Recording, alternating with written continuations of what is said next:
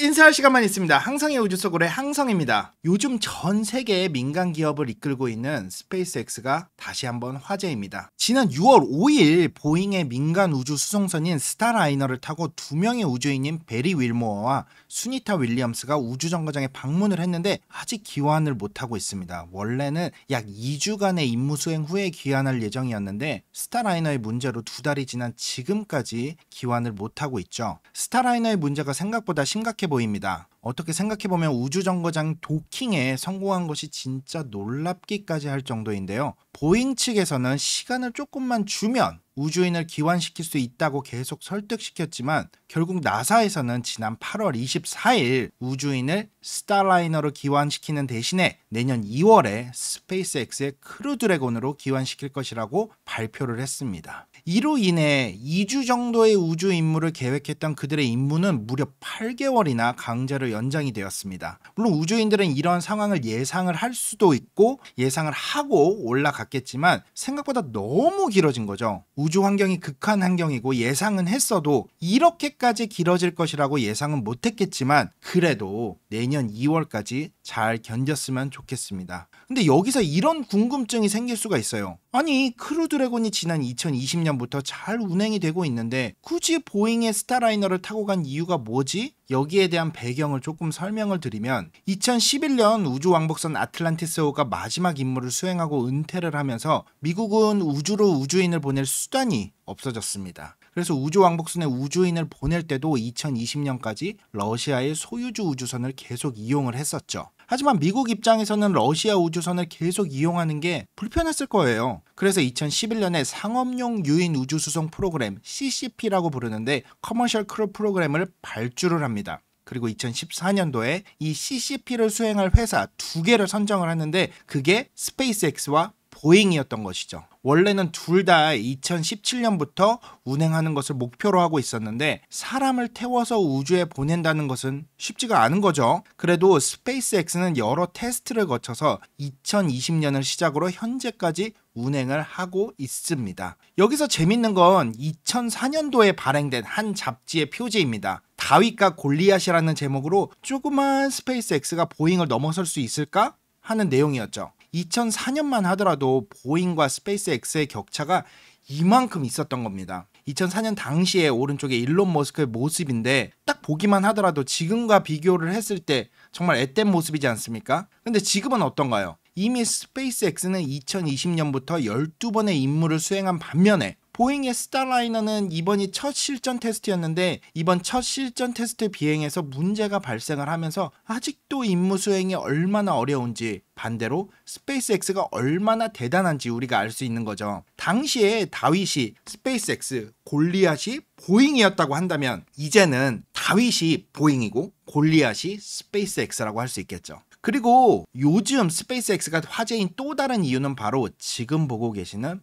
폴라리스 던 미션이라는 것 때문입니다. 이 폴라리스 던 미션은 스페이스X의 폴라리스 프로그램의 1단계 프로젝트인데요. 이 폴라리스 프로그램은 인류의 우주 탐험 능력을 빠르게 발전시키면서 스페이스X의 새로운 기술을 시연을 하고 광범위한 연구를 수행하는 것을 목표로 하고 있습니다. 이 폴라리스 프로그램은 3단계로 이루어지는데 3단계인 이유가 정말 감동적이에요. 폴라리스를 우리말로 하면은 북극성입니다. 이 북극성은 작은 곰자리의 꼬리에 있는 별인데 여기 보이시죠? 우리가 바라볼 때 하나의 별로 보이기는 하지만 실제로는 삼중성계를 이루고 있습니다. 폴라리스 A가 있고 폴라리스 AB 그리고 폴라리스 B가 있죠. 여기에서 영감을 받아서 이 폴라리스 프로젝트도 3단계로 꾸미고 프로젝트의 이름을 폴라리스라고 부르는 것이죠.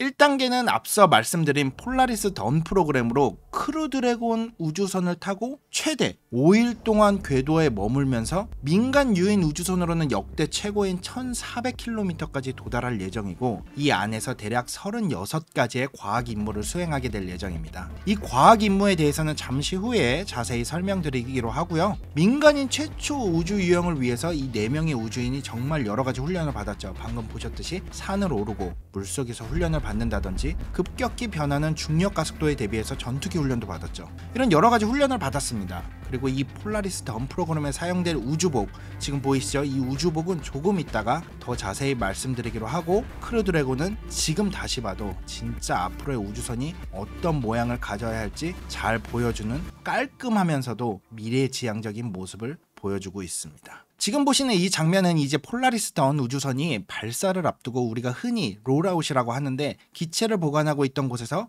발사장으로 가는 장면입니다. 그리고 이 장면은 지금 미국 현지 시간으로 8월 27일 발사 준비를 위해서 발사대에 올라가 있는 장면입니다. 원래는 8월 27일 날 발사를 할 예정이었지만 케이블에서 헬륨가스가 새는 문제가 발생을 해서 하루가 연기가 되었고, 하루 만에 이 기계적인 결합은 수리를 완료를 했지만 그리고 나서 28일에 발사를 할 예정이었죠. 하지만 이번에는 날씨 때문에 다시 한번 연기가 되었습니다. 발사 당일의 날씨가 문제가 아니라 돌아오는 시점의 착륙 지점인 대서양의 날씨가 좋지 않을 것으로 예상이 되면서 다시 한번 연기가 된 거죠. 이 폴라리스 던 프로그램의 런치 윈도우, 그러니까 발사할 수 있는 기간은 8월 26일 월요일부터 8월 31일 토요일까지이기 때문에 현재로서는 8월 31일에 발사하는 것이 목표이고, 만약 이번에 발사가 이루어지지 않는다면 이 폴라리스 던 미션은 전체적으로 일정이 미루어져서 다시 한번 발사 일정을 잡아야 할 수도 있습니다. 그리고 폴라리스 던 프로그램의 최대 하이라이트는 바로 지금 사진에서 볼 수 있듯이 민간인 최초의 우주 유영입니다. 이 우주 유영은 700km 상공에서 이루어지는데, 사실 이 높이는 강한 우주 방사선이라든지 미소 유성체 그리고 우주 쓰레기와의 충돌 위험이 있어요. 하지만 우주 방사선이 인체 건강에 미치는 영향을 연구를 하고, 스페이스X가 이번 임무를 위해서 특수 제작한 EVA, 이 선외 활동 우주복이 안전하게 작동하는지 시험하기 위해서 우주 유영을 실시를 합니다.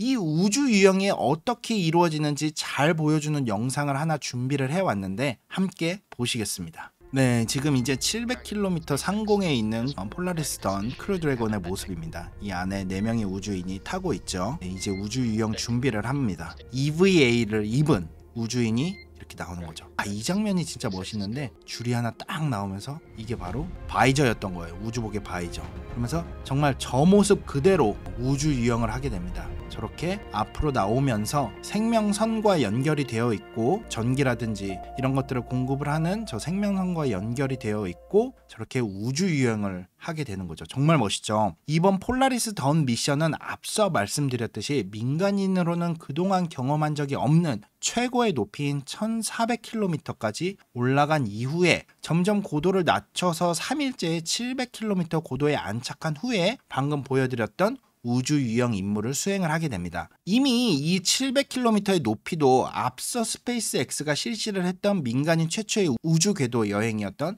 인스퍼레이션의 575km나 우주정거장인 420km보다도 훨씬 더 높은 곳에서 실시하는 것이죠. 실질적으로 가장 높은 곳에서 실시하는 우주 유영이라고 봐도 무방합니다. 그리고 우주인들이 입는 우주복에 대해서도 설명을 안 할 수가 없는데, 왼쪽은 우주선 내부에서 입는 IVA라고 하는 선내에서 입는 우주복이고, 오른쪽이 바로 EVA인데, 이 EVA는 이번에 특별히 선외활동, 즉 우주 유영을 위해서 만들어진 특수복이라고 보시면 됩니다. 이 EVA는 지난 5월에 대중에게 공개가 되었는데, 이 헬멧에는 HUD 장치, 여러분들 운전할 때 유리창 앞면에 띄우는 거 있죠. 이 HUD 장치가 되어 있어서 생명 유지에 필요한 모든 정보, 압력, 산소 포화도, 생체 정보가 모두 표시가 되고, 심지어는 우주 공간에서 앞으로 얼마나 더 버틸 수 있는지 등 다양한 정보가 표시가 된다고 합니다. 그리고 또한 모든 소재가 단열이 너무나 중요하겠죠. 그리고 방염, 그리고 항상 내부의 압력을 유지를 할 수 있도록 잘 설계가 되었고, 매우 잘 늘어나는 소재로 되어 있어서 움직임에 불편함이 없도록 되어 있습니다. 나사가 만든 우주복과 스페이스X의 우주복을 비교를 해보면 외형만으로도 그 차이점을 우리가 명확하게 알 수가 있습니다. 기존의 우주복은 딱 봐도 두껍고 무겁고 움직임이 아무래도 좀 제한적이고 보기만 해도 불편할 것 같이 보이는데, 이번에 공개된 스페이스X의 우주복을 보면 정말 SF 영화에 나오는 듯한 모습이 현실로 이루어진 것 같은 느낌을 줍니다. 진짜 너무 멋있죠. 지난 5월에 스페이스X에서 공개한 EVA, 이 우주복, 선외활동 우주복의 발표 영상을 제가 가지고 왔는데 다 같이 한번 보시도록 하겠습니다. 네, 이게 바로 이 선외활동 우주복 EVA의 발표 장면인데, 바이저도 진짜 멋있죠. 우주복 굴곡은 아까도 말씀드렸듯이 단열, 방염, 그 다음에 자유롭게 움직일 수 있도록 얇으면서도 기능적인 구조를 다 할 수 있게 설계가 되었죠. 장갑도 그렇고요. 그리고 저 팔 관절 움직이는 거 보세요. 통째로 이렇게 움직이면서 움직임의 제약이 많이 줄어들었습니다. 지금 보는 것은 카메라고 이건 HUD 장비예요. 그래서 카메라로 우주인이 보는 장면을 우리가 실시간으로 볼 수 있도록 만들어 주었고요. 그 다음에 HUD를 통해서 모든 필요한 정보를 볼 수 있는 거죠. 이 바이저에 비친 지구의 모습 정말 멋있지 않습니까? 이번에 이 폴라리스 던 미션으로 우주에 나가는 우주인은 이 4명입니다. 이 사령관인 제러드 아이작맨 맨 앞에 있죠. 지난 2021년 스페이스X의 인스피레이션 4를 타고 우주 궤도 비행 당시의 사령관이고요. 사실 이 사람은 전문 우주인은 아니고 경제인입니다. 경영인. 억만장자예요. 미국의 신용결제 회사의 CEO이고 지난 인스피레이션 4 당시에 약 2천억 원을 넘게 지불을 하고 팀원을 꾸린 것으로 알고 있습니다. 그리고 이번 미션도 이 아이작맨이 어느 정도의 비용을 지불을 하고 팀을 꾸린 것으로 알고 있어요. 키드는 조종사고 세라는 특수 임무 담당관, 미션 스페셜리스트라고 하죠. 그리고 아나는 특수 임무 및 크루들의 건강을 체크를 하는 메디컬 오피서의 역할을 담당하게 됩니다. 이 중에서 아이작맨 커맨더하고 세라가 생명선이 연결된 EVA를 입고 15분에서 20분씩 번갈아 가면서 2시간 동안 3일차에 우주 유영을 하게 될 예정입니다. 요 맨 오른쪽이 아이작맨인데 상당히 젊어 보이죠? 제가 알기로는 저보다 어린 것으로 알고 있는데 억만장자이다 보니까 이런 프로젝트에 참여할 수 있고 전 정말 너무 부럽습니다. 저도 저런 친구 한 명쯤은 있었으면은 우주에 갈 수 있지 않을까 이렇게 생각을 하는데, 그리고 이번 폴라리스 던에서는 5일 동안 여러 가지 과학 임무도 수행을 하게 됩니다. 총 36가지의 임무를 수행을 하게 되는데요. 기본적으로 중력이 약한 환경에서 인체의 변화 및 대응을 확인하는 것이 주요 임무라고 보시면 되겠습니다. 예를 들어서 수면을 어떻게 하는지, 그러니까 잠을 잘 자는지, 어떤 환경에서는 잠을 잘 못 자는지, 또 지상에서 자는 것과 이 무중력 상태에서 중력이 약한 상태에서 자는 것은 렘 수면이라든지 이런 수면 패턴의 변화가 있는지 이런 것들을 알아보고, 우주 비행에서 가장 중요한 우주 비행 신경 안구 증후군, 줄임말로 센스라고 하는데, 우주 비행사들이 장기간 우주에 머물 때 경험할 수 있는 눈에 생기는 문제입니다. 예를 들어서 시신경 디스크가 붙는다든지, 눈의 모양이 변화를 한다든지, 아니면 원시가 갑자기 진행이 된다든지, 시신경에 주름이 많은데 이게 펴진다든지 하는 다양한 증상들이 생기는데, 이것에 대한 연구,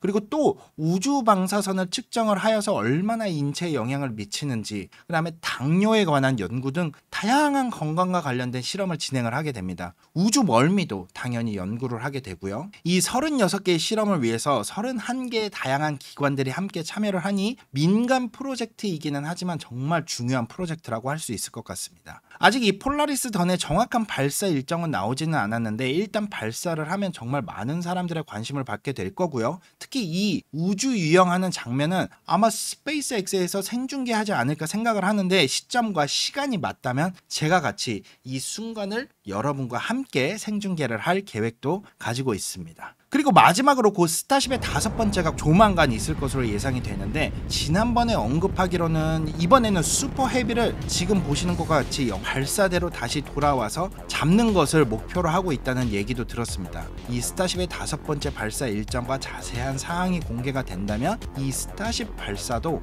여러분들과 함께 생중계하도록 하겠습니다. 네, 지금까지 폴라리스 던 미션에 대해서 알아봤습니다. 항성의 우주 속으로는 곧 더 재미있는 이야기를 가지고 다시 돌아오도록 하겠습니다. 지금까지 인사할 시간만 있는 항성의 우주 속으로의 항성이었습니다. 감사합니다. 안녕.